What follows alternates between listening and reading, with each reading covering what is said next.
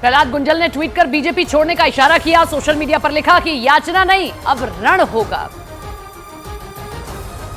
तो दिल्ली के मुख्यमंत्री अरविंद केजरीवाल ने ईडी के सभी समन्स को चुनौती देते हुए हाईकोर्ट का रुख कर लिया है। आज हाईकोर्ट की डिवीजन बेंच इस मामले पर सुनवाई करेगी। केंद्रीय एजेंसी ने केजरीवाल को अब तक 9 समन जारी कर दिए हैं और 21 मार्च को पूछताछ के लिए बुलाया था, लेकिन अरविंद केजरीवाल हाईकोर्ट के दरवाजे चले गए हैं और अब वहां जाकर गुहार लगा रहे हैं। इस पूरे मामले पर आज हाईकोर्ट में सुनवाई होनी है।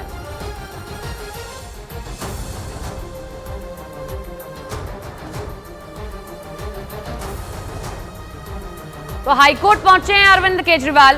तारीख दर तारीख ग्राफिक्स के जरिए भी हम आपको समझाएंगे कि आखिर कैसे अब तक 9 समन जारी कर दिए गए। नवंबर से सिलसिला शुरू हुआ और अब अगले यानी कि इस साल तक आ चला है, मार्च तक हो गया है, लेकिन अरविंद केजरीवाल ईडी के सामने पेश नहीं होना चाहते हैं। आपको तारीख दिखाते हैं। पहला समन जारी हुआ 30 अक्टूबर, उससे भी पहले जो मैं आपको तारीख बता रही थी तो उससे भी पहले चले गए। 30 अक्टूबर 2023 को पेशी की तारीख 2 नवंबर 2023 को दी गई। उसके बाद दूसरा समन जारी हुआ 18 दिसंबर 2023 को, पेशी की तारीख इनको दी गई 21 दिसंबर, नहीं गए, मना कर दिया, राजनीतिक कारणों से समन दिया गया, हम नहीं आएंगे। तीसरा समन 22 दिसंबर को दिया गया, 3 जनवरी इनको तारीख दी गई, फिर कहा इन्होंने कि आप ये सुयोजित तौर से कर रहे हैं, हम नहीं आएंगे। चौथा समन दिया गया इनको, चौथे समन पर भी ये कहते हैं राजनीतिक समन है, हम नहीं आएंगे। चौथा समन 12 जनवरी को दिया गया, 18 जनवरी को पेशी की तारीख इनको दे दी गई। पांचवा समन 31 जनवरी 2024 को दिया गया, पेशी की तारीख 2 फरवरी की दी गई, गैर हाजिर रहे। छठा समन भी 14 फरवरी को दिया गया, पेशी की तारीख 19 फरवरी को दी गई, तब भी इन्होंने ये कह दिया कि ये बीजेपी करा रही है, हम नहीं जाएंगे। सातवां समन 22 फरवरी 2024 को, पेशी की तारीख 26 फरवरी 2024 को दी गई। आठवां समन 27 फरवरी 2024 को, पेशी की तारीख इसी महीने की 4 मार्च को दी गई, नहीं गए। और अब ये 9वां समन है 21 मार्च 2024, यानी कि कल की उनकी पेशी की तारीख, लेकिन उससे पहले वो हाईकोर्ट चले गए हैं और वहां जाकर अब इस पूरे मामले पर सुनवाई आज होनी है। लेकिन बार बार एक ही आप ये दे रहे हैं कि ये संबंधित है बीजेपी से, इसलिए मैं नहीं जाऊंगा। कुछ और खबरें आपको दिखाते हैं। डायरेक्टर ऑफ रेवेन्यू इंटेलिजेंस यानी कि डीआरआई ने मुंबई एयरपोर्ट पर बड़ा ऑपरेशन कर दिया है। डीआरआई ने इंटरनेशनल ड्रग स्मगलिंग सिंडिकेट को पकड़ा है। एयरपोर्ट से एक विदेशी महिला के पास 10 किलो ड्रग्स मिले हैं, जिनकी कीमत 100 करोड़ रुपए बताई जा रही है। ट्रॉली बैग में 100 करोड़ के ड्रग्स को छिपा कर ले जाया जा रहा था, जिन्हें पकड़ लिया गया है।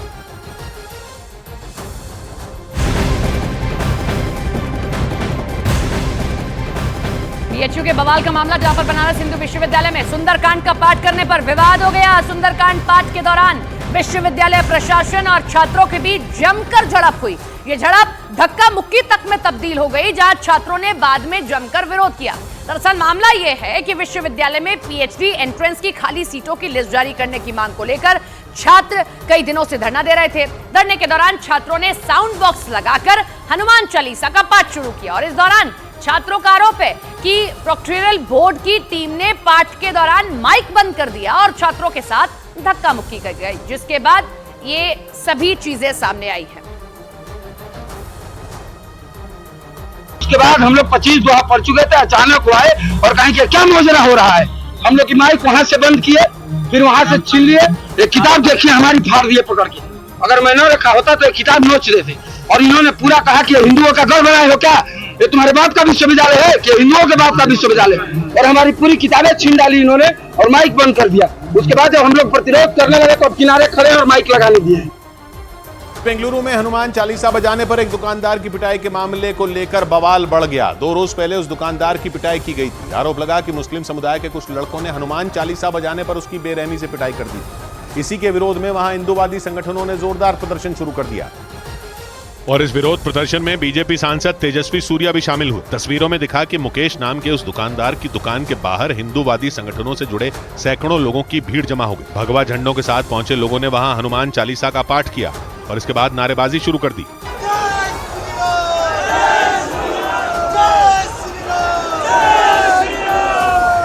उस दुकान के सामने वाली सड़क पर लोगों की इतनी ज्यादा भीड़ इकट्ठा हो गई कि किसी को पैर रखने की भी जगह न मिले। प्रदर्शनकारियों के बीच पहुंचे तेजस्वी सूर्या ने उनसे सड़क पर बैठकर धरना देने की अपील की।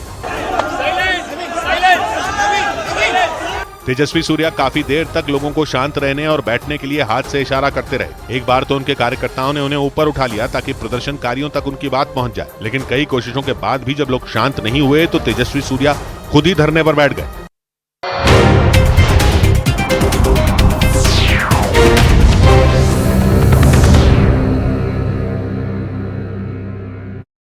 महाराष्ट्र में मुस्लिम समुदाय के खिलाफ आवाज उठाएगी।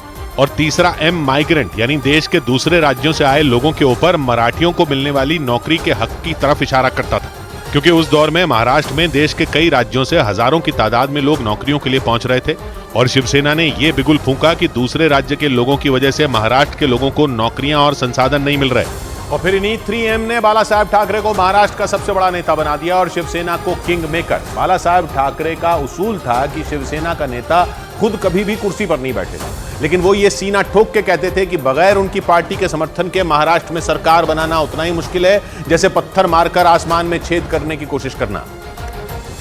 यानी सीधे शब्दों में बाला साहेब ठाकरे का यह दावा था कि उनके बगैर महाराष्ट्र में सरकार बनाना लगभग नामुमकिन था और उस वक्त पर उनकी सबसे बड़ी ताकत थे उनके भतीजे राज ठाकरे, जो महाराष्ट्र के हर जिले, हर कस्बे में बाला साहेब ठाकरे की बातों को मंच से पहुंचाते थे। और कहा जाता है कि यही बात तब की शिवसेना के नेताओं को खलने लगी, क्योंकि उन्हें ये डर सताने लगा था कि अगर राज ठाकरे को न रोका गया तो बाला साहेब ठाकरे के बाद शिवसेना पर उन्हीं का अधिकार हो जाएगा। और बाला साहेब ठाकरे के दौर में शिवसेना की दूसरी लाइन के नेता राज ठाकरे को जरा भी पसंद नहीं करते थे। और कहा जाता है इसी वजह से राज ठाकरे को जितना हो सके रैलियों में व्यस्त रखा जाता था और जब टिकट बंटवारे की बात आती थी तो शिवसेना के यही नेता राज ठाकरे और उनके समर्थकों को ठेंगा दिखा देते थे। लेकिन राज ठाकरे को यह बात समझने में काफी वक्त लग गया। शिवसेना के नेताओं को यह बात अच्छे तरीके से पता थी कि अगर उन्हें राज ठाकरे को रेस से हटाना है तो उन्हें ठाकरे परिवार के किसी सदस्य को ही पिक्चर में लाना होगा। और उनकी इसी प्लानिंग के तहत उद्धव बाला साहेब ठाकरे का नाम आगे आया। हालांकि राजनीतिक जानकार ये मानते हैं कि उद्धव कभी राजनीति में नहीं आना चाहते थे, लेकिन शिवसेना के नेताओं ने बाला साहेब ठाकरे को उद्धव के लिए मना लिया। उन्होंने बाला साहेब ठाकरे को यह भरोसा दिलाया कि शिवसेना को नए ढंग से चलाने का काम सिर्फ उद्धव ही कर सकते हैं, क्योंकि राज ठाकरे तो हूबहू बाला साहेब ठाकरे की तरह ही पार्टी को चलाना चाहते थे।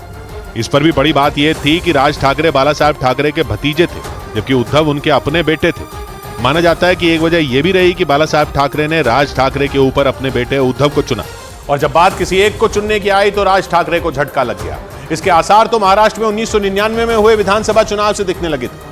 शिवसेना में राज ठाकरे और उद्धव ठाकरे के दो धड़े साफ साफ नजर आने लगे थे, लेकिन 2002 में बीएमसी यानी मुंबई के नगर निगम के चुनाव में यह खटास खुलकर सामने आ गई थी और राज ठाकरे ने अपने चाचा और भाई के खिलाफ बगावत कर दी और बाला साहेब ठाकरे तो मानो इसी ताक में बैठे थे। 2002 में राज ठाकरे ने तेवर दिखाया और अगले ही साल उद्धव ठाकरे को शिवसेना का कार्यकारी अध्यक्ष चुन लिया गया। मतलब जिस कुर्सी के लिए राज ठाकरे ने अपने तलवे घिसे, बाला साहब ठाकरे ने उस कुर्सी पर अपने बेटे को बिठा दिया। और कहा जाता है कि इसी बात ने राज ठाकरे के सब्र का बांध तोड़ दिया। वक्त गुजरता गया और ठाकरे परिवार की खटपट बढ़ती ही चली गई। इसके बाद साल आया 2005, जब राज ठाकरे ने शिवसेना से अपना सालों पुराना रिश्ता तोड़ दिया और अगले साल यानी 2006 में महाराष्ट्र नवनिर्माण सेना नाम की एक नई पार्टी बनाने का ऐलान कर दिया और तब उन्होंने ये दावा भी किया था कि महाराष्ट्र नवनिर्माण सेना मराठी मानुष के हक की लड़ाई लड़ने के अपने इरादे किसी भी कीमत पर नहीं बदलेगी। मतलब इशारों इशारों में उन्होंने उद्धव की अगुवाई वाली शिवसेना पर अपनी बातों से पलटने का आरोप लगा दिया था और उन्होंने ऐसा इसलिए कहा था क्योंकि उद्धव ठाकरे शिवसेना को नए ढंग से तैयार कर रहे थे। उन्होंने ये साफ कर दिया था कि चाहे कोई हिंदू हो या फिर मुस्लिम, अगर वो महाराष्ट्र का रहने वाला है तो वो मराठी हुआ और शिवसेना मराठी मानुष के लिए आवाज बुलंद करेगी। और इसका असर यह हुआ कि बाला साहेब ठाकरे के वक्त में जो मुस्लिम शिवसेना से खार खाते थे उन्हें भी उद्धव ने अपने पाले में मिलाने में कुछ हद तक कामयाबी हासिल कर ली। राज ठाकरे इसे शिवसेना के दामन पर दाग बताते रहे, लेकिन उद्धव ठाकरे के इस नए पैंतरे ने शिवसेना को चुनाव में जबरदस्त फायदा पहुंचाया। यहाँ तक कि उद्धव के इस नजरिए की वजह से विधानसभा चुनाव में शिवसेना ने इतनी सीटें जीती जितने की बाला साहेब ठाकरे भी नहीं जितवा पाए थे। और इसी बात ने उद्धव ठाकरे की शिवसेना पर पकड़ को और मजबूत कर दिया। इस बीच साल 2012 में शिवसेना के कर्ता धर्ता बाला साहेब ठाकरे का निधन हो गया। इसके बाद तो शिवसेना को चलाने की जिम्मेदारी पूरी तरह से उद्धव ठाकरे के कंधों पर आ गई।